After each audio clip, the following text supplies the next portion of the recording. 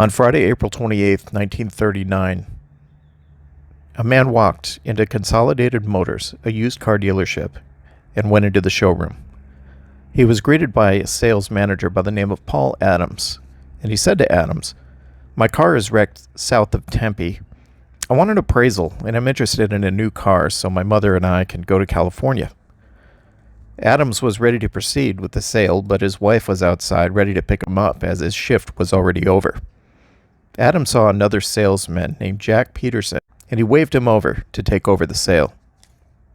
They got into a demonstrator car, and the man got into the back seat. He said he did this because his mom had gotten sick from riding in the back seat, and he wanted to see how it felt, how it would ride. Jack Peterson drove around the block, and when he remembered a new car deal, he pulled back into the showroom where another salesman, Ellis Corey, was about to head home. Peterson stuck his head out of the window and said, "Jump in, Ellis, and I'll run you home after I take this fellow for a little ride." Corey happily accepted and got into the passenger side. Jack Peterson and Ellis Corey would not return from their test drive. By Monday, it was all over the papers, and there was still no sign of the men. On the corner of Thomas and Grand Canal in Phoenix, police discovered an abandoned vehicle, a 1929 model Ford. The license plate was missing. They were able to trace the vehicle back to Ed Rudolph's used car lot in downtown Phoenix. Further investigation showed that the vehicle was purchased the same day that the two salesmen went missing. It was purchased in the morning for $37.20 by a man named Bob Lesser, who specifically said he wanted a 1929 model Ford. Based on descriptions given to police by employees of both Ed Rudolph's used car lot and Consolidated Motors, they begin to speculate that it was most likely the same person who walked into Rudolph's car lot in the morning and purchased the 1929 vehicle, and walked into Consolidated Motors later that day and requested a test drive of the 1939 Ford model. This led police to nearby Arizona State Teachers College, now called Arizona State University. There they discovered that a 22-year-old sophomore named Robert Burgunder Jr. had gone missing since the day of the disappearance of the two salesmen. He had told fellow students that he had received a telegram informing him that his father was dying. His father, Robert Burgunder Sr., was a prominent prosecutor in Seattle. When contacted, he told the Associated Press that he was not dying, he wasn't sick, and he did not send the telegram to his son. He also said that his son had robbed a Seattle drugstore and served 22 months a few years prior. Meanwhile, sheriff's deputies, patrolmen, even college students were searching for Corey and Peterson, shown here checking 22 miles of the Grand Canal. On Friday, May 5th, while going out to bury one of his hogs, rancher Melvin Oxford found the bodies of Jack Peterson and Ellis Corey in a desert wash. Both men had been bound and shot to death. The discovery made headlines across the country, and Robert Burgunder Jr. went from being a person of interest to their number one suspect. When Robert Burgunder Sr. was told that the bodies of the two men were found, but no trace of his son, he said, "My God, I was afraid of that." Murder charges were filed against Burgunder Jr., and the hunt intensified. On Sunday, May 7th, at 11:55 in the morning, Robert Burgunder Jr. was arrested by authorities in Johnson City, Tennessee. He was identified by the man who rented in the room he had been staying at for the last 4 days after seeing his photo in the newspaper. While awaiting Arizona authorities, he refused to talk about the murders. He was confident and arrogant, but he told the sheriff there that he had hoped to be able to work out the perfect crime.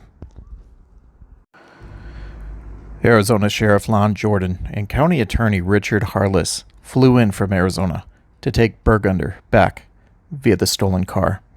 And on the way back, he admitted to directing them to the desert and robbing them. But then he denied murdering them.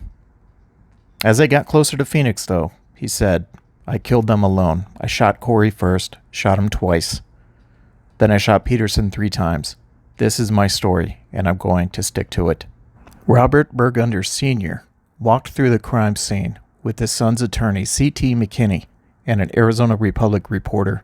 The parents had been divorced for about 9 years, but both came to Phoenix and met with his attorney and with their son. They would stay for the remainder of the trial. His father would counsel him during the trial. And when the trial started, Robert Burgunder Jr. redacted the confession he gave to officers, and he said that there was another man involved, an accomplice, and he's the one who shot Peterson and Corey, but he refused to name him. During the trial, Robert Burgunder Jr. fired 2 of his lawyers. He asked the jury to free him or condemn him to death, and that another man killed Peterson and Corey. He said it was his partner, but he refused to give up his name. He was deemed sane. His father, a former well-known Seattle prosecuting attorney, would make a plea for his life. Burgunder Jr. served time in Seattle for robbery, and he admitted that he robbed due to his gambling addiction. He played a lot of slot machines. He wanted to pull off the perfect crime after researching and being witness to years of his father's trials. His father was a big-time prosecutor, very well known, and he would use the mistakes that the suspects made to help himself pull off the perfect crime.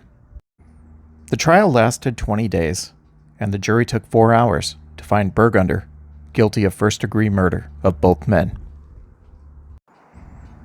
Burgunder would receive the death penalty. He would make an appeal to the Arizona Supreme Court, but it was denied. He said of receiving the death penalty, "I hope I won't be afraid. I mean, when they give me the gas, I hope I can show some guts. It doesn't take any guts at all to shoot a man in the back." The day before his execution, Burgunder spent time with his college roommate. He was calm leading up to the execution, and before it took place, he admitted he did not have an accomplice, that he did it all on his own. Robert Burgunder Jr. was executed in the gas chamber at 5 a.m. on August 9th, 1940. Jack Peterson was 35 when he was killed.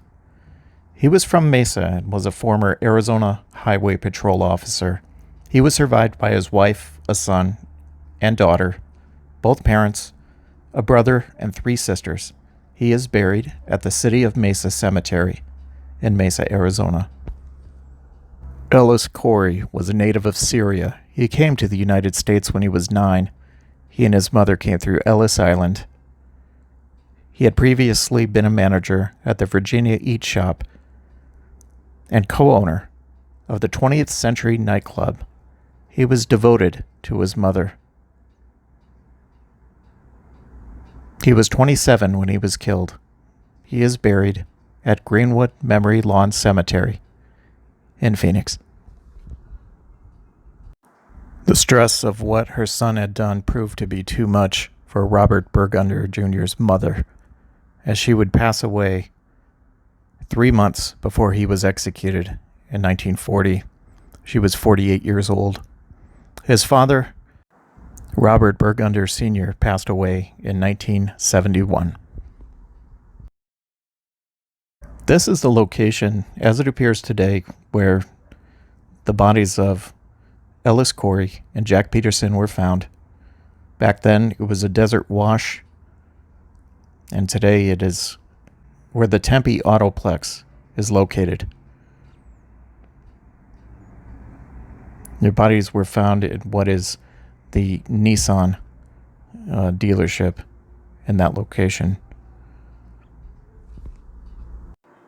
The homes of both men were torn down a long time ago, as well as The location where Consolidated Motors was, not too far from the original location, is another used car dealership that has been around since 1942.